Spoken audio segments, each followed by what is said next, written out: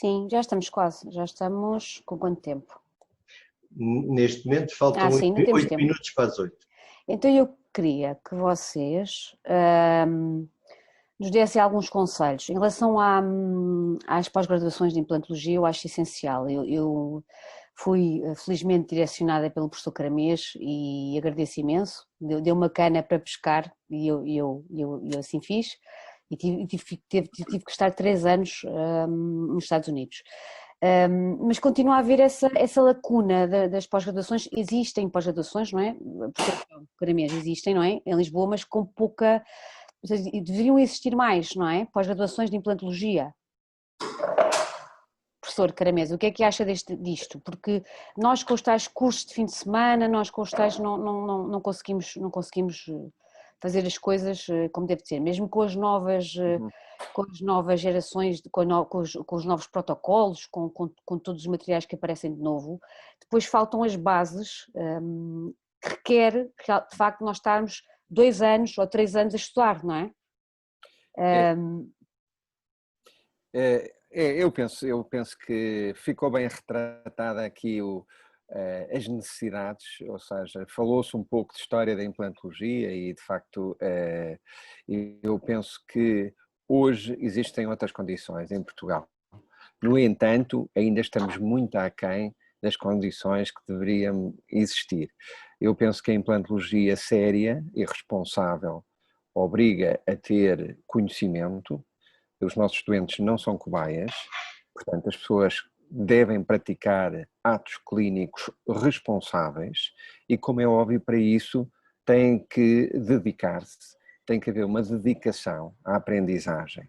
E eu não tenho dúvida que hoje temos ainda cursos não em número suficiente. Eu penso que hoje temos uma oferta excedentária em termos de oferta de formação pré-graduada.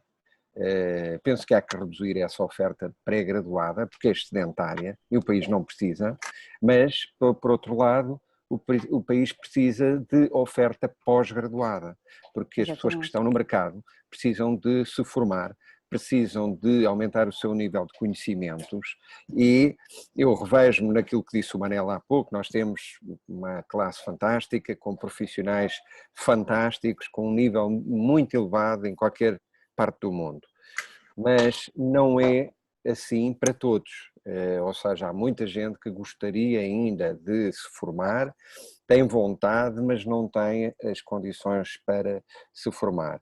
Portanto, fica aqui um apelo para que se aumente a formação pós-graduada séria, responsável, universitária, que permita, de facto, cursos de pós-graduação bem estruturados, porque, como disse o Manel, não é num curso de fim de semana que as pessoas aprendem.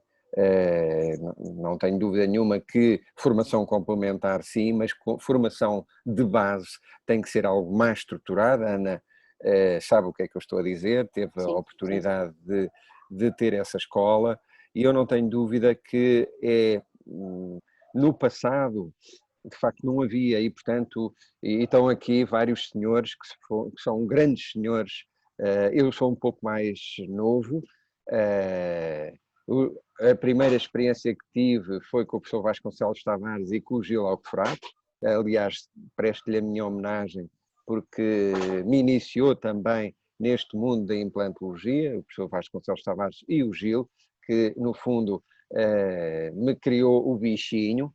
E depois o Manel e o João, que de facto era um regalo vê-los nos congressos e nas reuniões, cada vez que os via, e caramba, também tem que aprender a fazer isto e de facto foram grandes incentivos para toda a gente, mas hoje em dia não é assim que as coisas funcionam. Hoje em dia tem que haver um ensino estruturado e é isso que se pretende, porque os doentes não são cobaias e o exercício responsável obriga a dedicação de muitas horas. Eu não sei quantas horas é necessário para fazer um especialista talvez saiba, mas um colega que se dedica também à implantologia básica, não sei quantas horas são, mas isso também era importante saber, porque há mínimos para que uma pessoa se dedique a determinada área. É assim em todo o mundo, é assim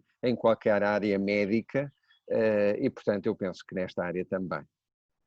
Exatamente, mas isso se calhar será um papel próximo da nova, portanto, também da nova, da OMD, não é? Tentar criar, da nova ordem dos médicos dentistas, da nova equipa, tentar criar esse nível de pós-graduação. Eu acho que isso irá acontecer, não é? Não tenho dúvida que é fundamental criar parâmetros. Eu acho que hoje o futuro passa por muitas coisas, novos materiais, novas técnicas, como o João Pimenta, o Manel e o Gil falaram. Está-se a investigar imenso nas faculdades, estamos a investigar muito, está-se a descobrir muita coisa que antigamente não sabíamos. Por exemplo, a temática que o Gil falou agora mesmo, que é uma temática muito importante, que é a periimplantite. Será que é só micro-organismos? Será que o hospedeiro não joga aqui um papel muito importante? E é evidente que joga aqui um papel muito importante, e há aqui uma reação, muitas vezes, de corpo estranho, que no fundo desencadeia todo um mecanismo imunitário que no fundo pode também ser responsável por perdas de implantes, que depois, no fundo, com perdas ósseas que poderão ser colonizadas por micoflora, que de facto há muita coisa que ainda não sabemos, e de facto fico contente que também muita gente esteja a investigar. O Gil está a fazer muita investigação nessa matéria, muita coisa se vai saber no futuro próximo. A quantidade de formação que obriga as pessoas a terem para, no fundo, exercerem. Eu penso que também deveria haver parâmetros para que, no fundo, há uma implantologia básica acessível a todo o médico dentista generalista, e há uma implantologia mais complexa que obriga a especializações. É evidente que uma pessoa não pode passar do primeiro degrau ao último degrau, porque senão espalha-se a meio das escadas, não é? E, portanto, tem que haver uma curva de aprendizagem responsável, honesta, e que, no fundo, permita salvaguardar o interesse do doente, que é esse o mais importante. Gil? E se me permitem, eu acho que há bocadinho a Ana Sofia falou a nível dos pós-graduações da OMD. Eu acho que a OMD poderá e deverá estabelecer guidelines, mas essas formações eu acho que cabem essencialmente às universidades. Essas têm que estar dentro das universidades e têm que ser, obviamente, podem e devem ser verificadas pela OMD. Acho isso perfeito. E pronto, e é exatamente um pouco nessa linha que nós na Egasmir estamos a trabalhar com muito afinco, precisamente para dar mais hipóteses, mais cursos e melhores para os vários níveis que o João Carimês falou ali, também para poder ter níveis não só de especialidade, mas também para ajudar os clínicos que querem melhorar em campos específicos dentro da implantologia. Eu acho que isso realmente é importante, mas eu vejo isso como algo que deve estar essencialmente, pelo menos, a responsabilidade da qualidade tem que estar dentro das universidades. Muito bem. Ana. Professor, eu queria, faz não se favor. importa, gostava de ser o último a falar. Muito bem, deixa-me só... Eu vou ser a última. Sim, mas não é que eu vá dizer asneira nenhuma, podem ficar descansados.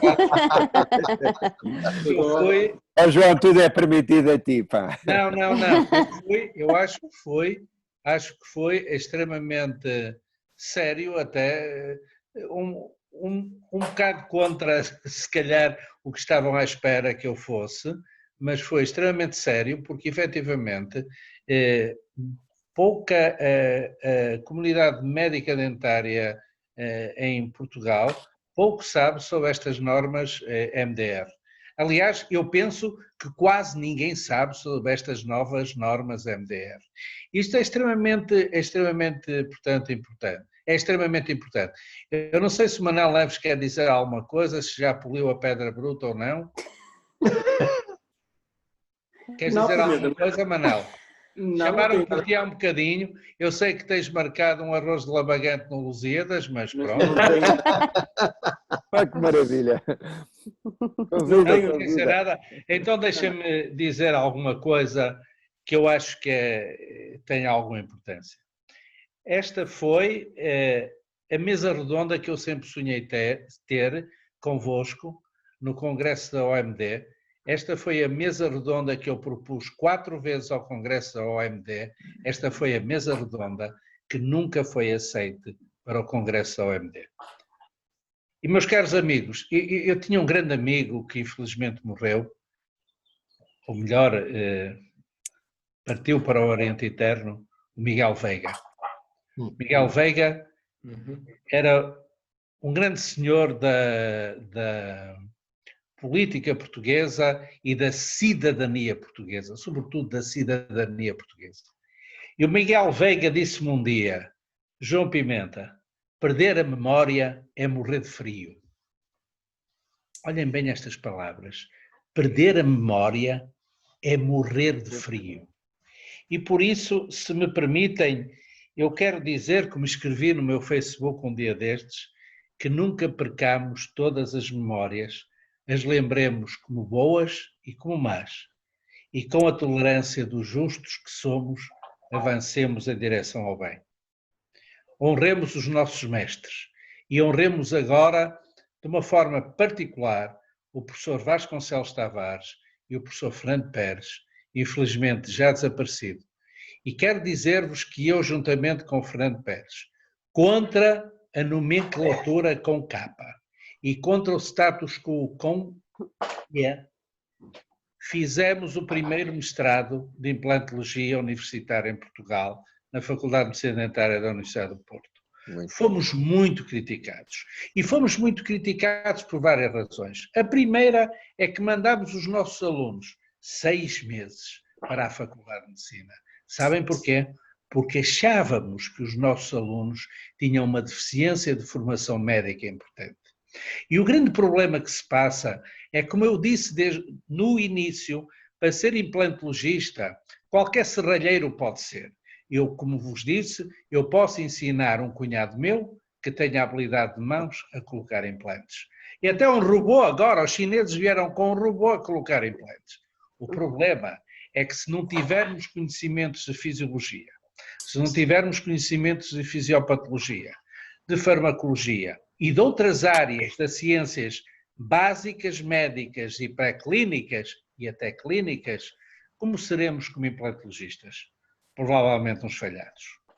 E, portanto, quando nós mandámos os nossos alunos 6 meses para a Faculdade de Medicina, fomos muito criticados. Mas a verdade é que os nossos alunos, que eram 2, e eu lembro aqui o nome deles, Zé Pedro Dias da Silva e Hugo, são hoje implantologistas conhecidos e reconhecidos. Então, honremos então os nossos mestres, honremos Vasconcelos Tavares, honremos Fernando Pérez, honremos todos, porque todos fomos mestres uns dos outros, todos aprendemos em conjunto nesta longuíssima vida que já temos. Eu aprendi com o Gil, aprendi com o Neves, com o Caramês, com o Vasconcelos, com todos. Isso comigo talvez não tivessem aprendido assim tanto, porque eu era mais conceptual nas minhas apresentações, talvez um pouco mais filosófico. Mas aprendemos a ser humanos. Talvez o humanismo. Eu acho que na vossa geração as pessoas eram um bocadinho mais unidas, não é? Nós não agora é questão de união, Ana, é questão de formação humanística de base. Formação humanística de base. Porque também somos muito mais agora. Não é questão de sermos muito mais, é questão da formação, não é humanística. Porque eu quero dizer-lhe uma coisa para si, Ana Sofia, eu não sei que idade você tem, nunca se pergunta uma idade a uma mulher, mas você, pelo aspecto, deve ser uma mulher nos seus 40. Acertei ou não? Acertei? Sim, sim, sim. Eu não, Um eu não bocadinho sabia. mais. Hã? Um bocadinho mais. Pode dizer à vontade, porque você tem um aspecto 44, 44. 44 é um número muito, muito, muito bonito e muito simbólico. Mas quero dizer-lhe uma coisa, Ana, não é questão de número. A questão é que nós, os mais velhos, a grande maioria de nós quisemos ser médicos dentistas. E um dos problemas que se passa, que eu considero um problema muito grave, é que a maioria dos médicos dentistas de agora nunca quiseram ser médicos dentistas. Queriam entrar para a medicina e tiveram como segunda escolha a medicina dentária. E esse é um problema grave, é um problema de vocação. De vocação. Quero dizer-lhe uma coisa, eu e o Manel Neves fomos para a medicina porque quisemos. Sabe que nós entramos em 75 no tronco comum, éramos 1.200 alunos. 1.200 alunos, 60 ficavam em medicina, não, desculpe, 120. Primeiro eram 80, depois passaram para 120 porque tiveram que entrar alguns filhos de professores, sabe? Sempre foi assim. E depois 60 iam para a medicina dentária. E nós no terceiro ano, eu numa aula de medicina dentária preventiva, levantei-me e disse, já não me lembro, era Pereira, o professor, lembras-te do nome, Manel Neves? O professor de medicina dentária preventiva que lia uma sebenta da Gulbenkian. E porquê é que isso se perdeu? E porquê é que isso se perdeu? Nós devíamos ter Isso perdeu-se, olha, repare, nós no terceiro ano, eu levantei-me da aula e disse, por favor, arranjem vaga para os tipos que estão a fazer barulho para irem para a medicina. E foram para a medicina, sabe? Nós ficámos 20 e tal alunos no nosso curso. Só ficou quem quis ser médico dentista. Por isso é que de nós todos do nosso curso, somos todos bem resolvidos na vida, sabe? E um dos problemas graves nesta formação de medicina dentária é que a grande maioria não quer ser médico dentista. Uns foram porque achavam que se ganhava muito dinheiro, o que não é verdade. Aliás, nunca foi. Quero lhe dizer uma coisa, nunca foi. Podíamos viver bem e vivíamos normalmente os mais velhos relativamente bem. Mas o meu irmão, que estava na Têxtil, é um brilhante economista na Têxtil, num negócio que fazia numa semana, ganhava tanto como eu num ano. E sabe qual era a diferença? Eu vou-lhe dizer. Ele era um tipo espertíssimo, porque no negócio tinha ganho muito dinheiro, e eu era um ladrão porque tinha ganho o mesmo dinheiro durante um ano. Percebeu a diferença, não percebeu? Portanto, não ganhávamos tanto dinheiro assim. Percebeu, Ana? E, portanto, nunca ganhámos tanto dinheiro como as pessoas julgavam. E, portanto, como já estou a ver que o número de participantes está a baixar, e eu tenho um arroz de tamboril para comer, e o Manel tem outras coisas para fazer, e o Gil tem outras coisas, e o João está com o gin tónico à espera dele, e o professor Vasco Carlos também tem coisas a fazer. Penso que conselho que eu queria vos quero lhe dizer que isto foi um bate-papo muitíssimo interessante. Nem demos as horas passar, passaram 2 horas, e estamos todos aqui, podemos estar mais 2 ou 3 horas. Foi muito, muito enriquecedor para nós, porque nós temos que saber a história. Né? Exatamente, é verdade. Isso é uma grande verdade. Sim. E você também? Sim, é verdade. Eu também escolhi para a medicina dentária. Eu escolhi mesmo. Desde muito pequenina. E isso faz muita diferença, sim. O professor tem muita razão. Faz muita diferença. Eu só vos queria perguntar mais uma coisa. Em relação à pandemia, em relação a isto tudo, o que é que vocês acham, ou algum conselho que nos tenham a dar, o que é que vocês acham que será da medicina dentária agora nos próximos tempos? Estão otimistas, não estão otimistas? Querem dar um conselho especial aos mais jovens, não é? Precisamos sempre deles. Vocês são os nossos grandes mestres, portanto temos que acolher o que vocês dizem. O que é que pensam disto? O que é que... Posso começar dizendo que realmente temos que seguir as regras do bom senso. Isso não significa que temos que seguir o que a Direção-Geral de Saúde diz, que aí o bom senso não impera, mas temos que nos proteger, temos que passar a imagem, e que essa imagem seja real ao paciente, que estamos a protegê-lo a ele também, para que depois isso passe um pouco de boca em boca e as pessoas se sintam confortáveis a ir a um consultório, a uma clínica dentária. Eu acho que isso é muito importante. Obviamente que os custos aumentaram, paciência, é complicado, é muito complicado fazer uma cirurgia de 4 horas vestido de astronauta, é muito complicado, mas os doentes entendem isso também. E pronto, e a partir daí ter uma palavra de esperança, isto um dia, se Deus quiser, vai passar, poderão vir outras, temos que estar preparados, mas agora também já, se vierem outras, já sabemos melhor como nos prepararmos. Eu julgo que a parte da confiança, se estivermos muito bem preparados, se estivermos a fazer as coisas todas como deve ser, e conseguirmos passar essa mensagem aos pacientes, pronto, isso vai, porque os doentes vieram, estavam com muito medo da retoma, e os doentes vieram mais rapidamente do que eu estava à espera. Mas ainda há gente muito receosa, portanto, pronto, temos que dar um bocadinho de tempo a essas mesmas pessoas e tentar fazer com que elas se sintam protegidas. Muito bem, Gil, concordo inteiramente com o que disseste. Perfeito. Eu também, inteiramente. Eu acho que temos que desmistificar. Eu acho que a nossa profissão sempre teve riscos. Estamos habituados a esses riscos, ou seja, eu acho que somos das profissões mais bem preparadas até, porque no fundo já o fazíamos, a maior parte dos profissionais. Exatamente.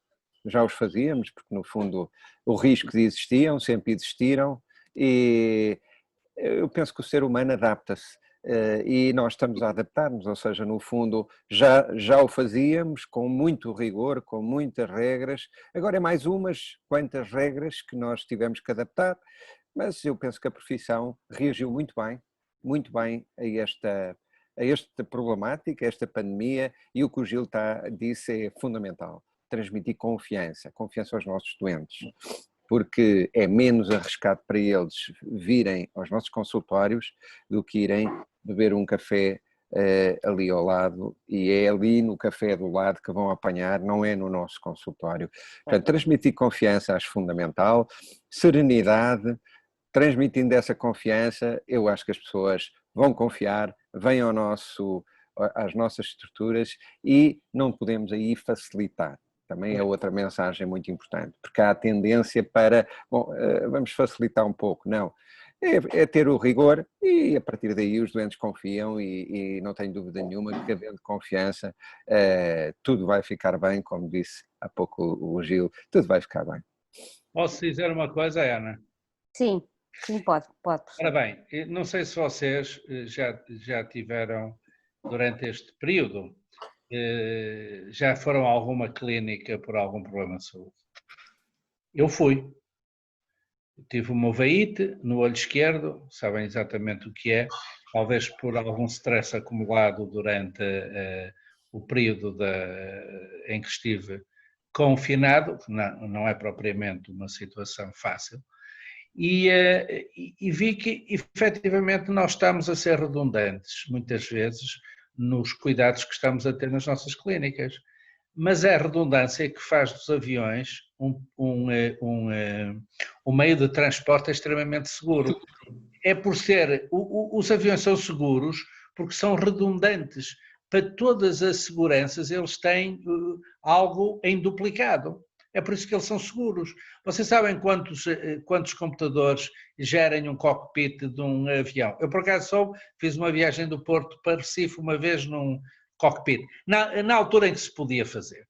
E tem 3 computadores. Quando falha um tem outro, e quando falha o segundo tem o terceiro. E quando falha o terceiro tem o copiloto, e quando falha o copiloto tem o piloto. Portanto, é por serem redundantes que os aviões são seguros. Por isso, quando o Caramês apresentou pela primeira vez o seu aspirador adaptado de aerossóis, foi criticado. Foi criticado porque estava a fazer bem. Eu fui criticado por outras razões, fui criticado por ser redundante, por ter um pórtico de biossegurança à entrada, por ter um canhão de ozono no acesso aos consultórios, por ter aspirador de aerossóis, por ter uma infinidade de coisas, por ser redundante. E, portanto, se querem ter pacientes nas vossas clínicas, sejam redundantes, sejam eficazes. Nessa mensagem que o Gil falou, e o Manel e o João Caramês muito bem, de transmitir segurança aos pacientes. Vocês sabem quantos restaurantes vão fechar nos próximos tempos? 40%. Ninguém fala nisto. 40% da restauração em Portugal, é interessante nós sabermos 40% vai fechar. E você já foi a algum restaurante depois da pandemia? Sabe o que é que você tem à entrada? Sabe o que é que tem? Tem uma coisinha que você põe um gelzinho nas mãos, que não sabe se aquilo assa chouriços ou não. Porque um gel, para ser bom, tem que assar chouriços. Aqui na minha terra, você sabe como é que faz o teste, um gel para lavar as mãos? Ponha num porquinho, chega-lhe o lume e veja se ele assa chouriços. Se não assar chouriços, não vale nada, está a perceber? Portanto, puseram um gelzinho à entrada, afastaram as mesas, põem as cozinhas que são as mesmas de manhã à noite e você está segura num restaurante. Não está para não? Eu também não. Então, para terminar, fui buscar uma frase de Machado de Assis que é muito interessante. Há pessoas que choram por saber que as rosas têm espinhos. Ok? E há outras que sorriem por saber que os espinhos têm rosas. Eu prefiro estar nesta última parte. E qual é o próximo livro que vai fazer? O próximo livro são os 40 anos de medicina dentária, que é para o próximo ano. Fantástico. E os 40 anos de medicina dentária vou oferecer à minha cidade um concerto, que o Manel Neves, aliás, não assistiu porque estava para fora, mas a mulher esteve lá, a mulher dele, porque é meu irmão. O Manel Neves é um dos irmãos que eu tenho um irmão que o Manel conhece bem, que é um extraordinário economista, o Helder, que o Manel conhece bem, e que fazia o tal negócio numa semana que ganhava tanto como eu num ano. E era um gajo extraordinário, eu era um ladrão. Está a perceber a diferença? Pronto. E então o próximo livro são os 40 anos de medicina dentária. É para o próximo ano, sabe? Próximo ano, fantástico. Ficamos à Eu espera. e o Manel 40, o Gil faz 39, certo, Gil? Para o ano 39. E o João Caramês fará pai 35. 35, 36. 36. E o professor Vasconcelos Tavares, não digo, porque parece mal, mas... Não parece nada mal. Mas eu estou Acho a que ver não parece o mal. Vasconcelos Tavares numa forma extraordinária. Numa forma extraordinária. E porquê é que não fazemos um livro em conjunto? Aqui fica o repto. Porquê é que não fazemos a história da implantologia em Portugal em conjunto? Se calhar Acho não era uma boa ideia. Olha, acho muito boa ideia. Um grande abraço a todos. Obrigado, um grande abraço. Obrigada. E muito mais haveria para falar. Obrigada a todos pela vossa saúde presença. a todos. Muita Eu saúde. agradeço muito a presença Foi um de prazer. todos. Obrigado. Foi um prazer. Obrigado. Eu espero que se repita. Muito obrigado. Obrigada.